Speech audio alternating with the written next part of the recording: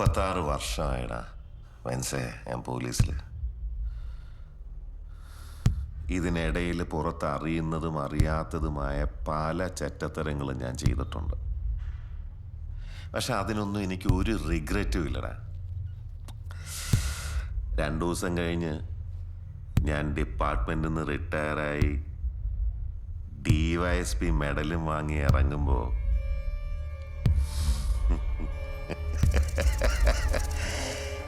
George sir പഴയ George sir തന്നെയാണ്. നീ ആരെയാണ് ഈ പേടിപ്പിക്കുന്നേ? എന്നെ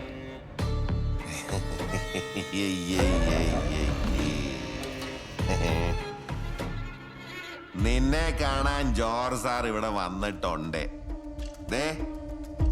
നിന്റെ മുമ്പിൽ ജോർജ് സാർ ഇങ്ങനെ നിൽക്കുന്നുണ്ടേലേ, നീ ജോർജ് സാറിനെ ഇനിയും കുറെ അറിയാനുണ്ടനിയാ.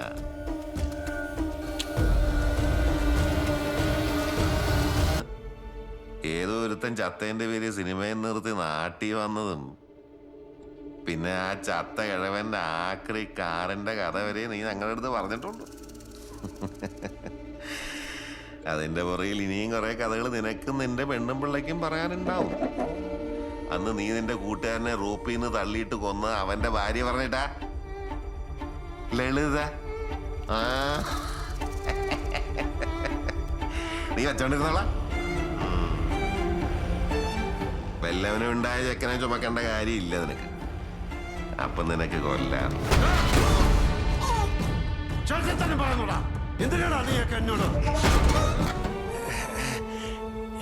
ഞാൻ എല്ലാരോടും ഇങ്ങനെയാടാ ബെൻസേ.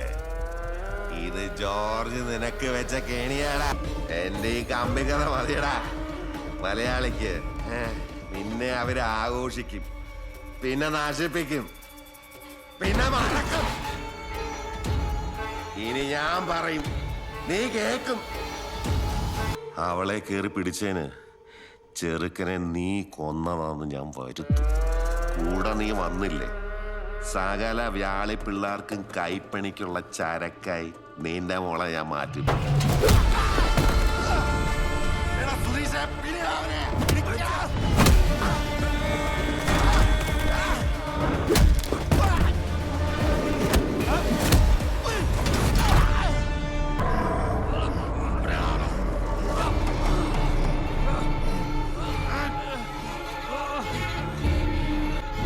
ആട്ടങ്ങടാ നീ.